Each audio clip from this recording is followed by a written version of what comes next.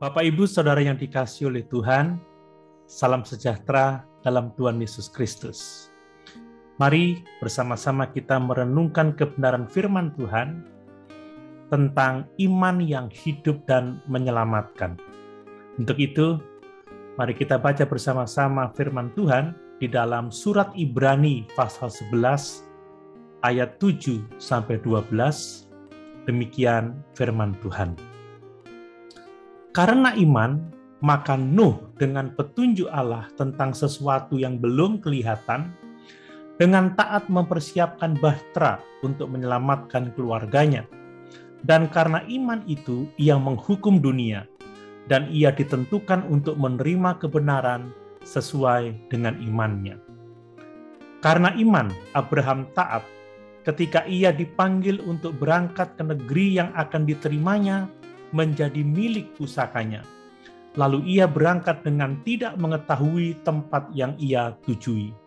Karena iman, ia diam di tanah yang dijanjikan itu, seolah-olah di suatu tanah asing, dan di situ ia tinggal di kemah dengan Ishak dan Yakub, yang turut menjadi ahli waris janji yang satu itu. Sebab ia menanti-nantikan kota yang mempunyai dasar, yang direncanakan dan dibangun oleh Allah. Karena iman, ia juga dan Sarah beroleh kekuatan untuk menurunkan anak cucu, walaupun usianya sudah lewat, karena ia menganggap Dia yang memberikan janji itu setia. Itulah sebabnya, maka dari satu orang, malahan orang yang telah mati pucuk, terpancar keturunan besar, seperti bintang di langit dan seperti pasir di tepi laut yang tidak terhitung banyaknya. Bapak, Ibu, Saudara yang dikasihi oleh Tuhan, jika kita berbicara tentang beriman, maka setiap orang Kristen disebut sebagai orang beriman. Semua orang yang setia beribadah, pergi ke gereja, adalah orang-orang yang beriman kepada Yesus. Iman merupakan aspek hidup yang tidak bisa kita sepelekan. Firman Tuhan begitu tegas mengatakan bahwa hanya oleh iman kita diselamatkan. Untuk itu kita harus benar-benar memperhatikan.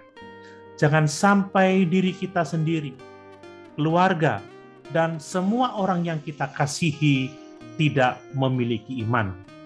Alkitab menyatakan bahwa orang benar akan hidup oleh iman. Melalui catatan firman Allah di dalam surat Ibrani tadi, Ibrani pasal 11 ayat 7-12, kita bisa melihat bahwa orang percaya harus memiliki iman yang hidup dan menyelamatkan. Iman seperti yang dimiliki oleh Nuh, yang telah menuntunnya untuk membuat bahtera seperti yang dikehendaki oleh Tuhan. Seperti iman yang dimiliki oleh Abraham, iman yang membuat Abraham pergi ke negeri perjanjian, negeri yang tidak diketahuinya sebelumnya.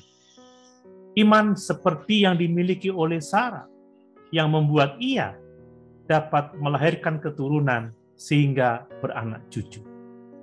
Mengapa penting memiliki iman yang hidup dan menyelamatkan? Sebab ada iman yang tergolong sebagai iman yang mati. Iman yang mati sama sekali tidak ada gunanya. Iman yang mati adalah iman yang tidak menyelamatkan. Iman yang tidak mampu mengerjakan mukjizat dalam hidup kita. Dan iman yang tidak mengerjakan pembaharuan dalam hidup kita.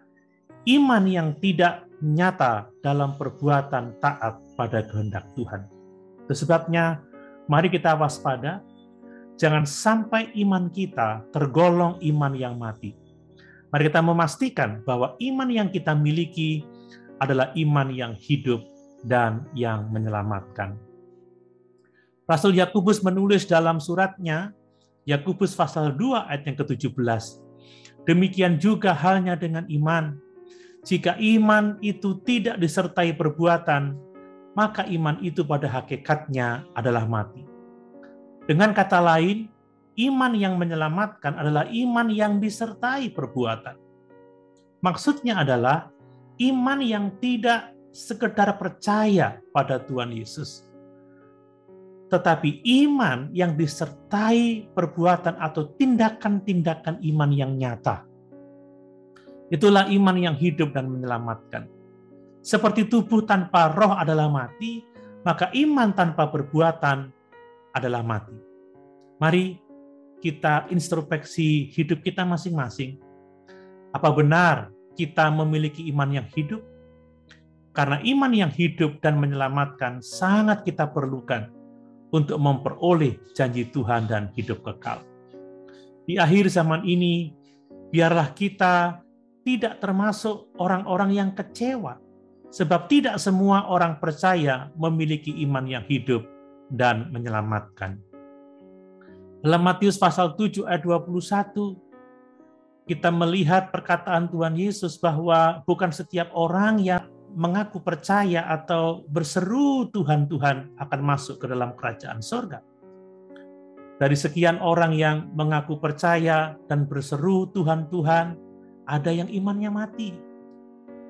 Di penghujung zaman ini, banyak orang yang akan mengatakan, aku sudah menjadi pendeta puluhan tahun, aku sudah menjadi majelis jemaat puluhan tahun, aku sudah melayani sebagai song leader, singer, choir, bertahun-tahun.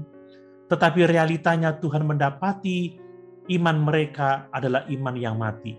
Dan sebagai akibatnya, Tuhan akan berkata, aku tidak mengenal kamu, nyahlah kamu sekalian pembuat kejahatan. Bapak, Ibu, Saudara yang dikasihi oleh Tuhan, orang-orang percaya yang imannya adalah iman yang hidup dan menyelamatkan, maka iman itulah yang akan membawa mereka masuk ke dalam kerajaan surga. Bapak, Ibu, Saudara yang dikasihi oleh Tuhan, ingatlah selalu perkataan Tuhan Yesus bahwa bukan setiap orang yang berseru Tuhan, Tuhan akan masuk dalam kerajaan surga. Ya, bukan hanya orang-orang yang sekedar mengaku beriman, ya, sekedar setia beribadah di gereja, memiliki jabatan agamawi, tetapi tidak memiliki perbuatan iman. Orang-orang yang seperti itu adalah orang dengan iman yang mati. Mari kita selalu ingat bahwa hanya orang-orang dengan iman yang hidup dan menyelamatkan yang akan masuk dalam kerajaan surga. Iman yang disertai perbuatan, iman yang dimiliki oleh mereka yang hidup seturut kehendak Tuhan. Mari kita berpijak dari kebenaran ini, maka kita perlu senantiasa memperhatikan dan memastikan kalau iman kita adalah iman yang hidup dan menyelamatkan. Perhatikanlah dengan seksama hal ini, agar kita dapat membangun iman yang hidup dan iman yang menyelamatkan. Bukan iman yang mati, sekedar percaya tapi tanpa perbuatan. Iman yang tidak nyata dalam ketaatan kepada firman Tuhan. Yakinlah, jika iman kita adalah iman yang hidup dan menyelamatkan, iman yang sesuai dengan kehendak Allah, kita akan sampai pada tujuan akhir hidup kita, yaitu kerajaan sorga. Haleluya! Tuhan Yesus memberkati.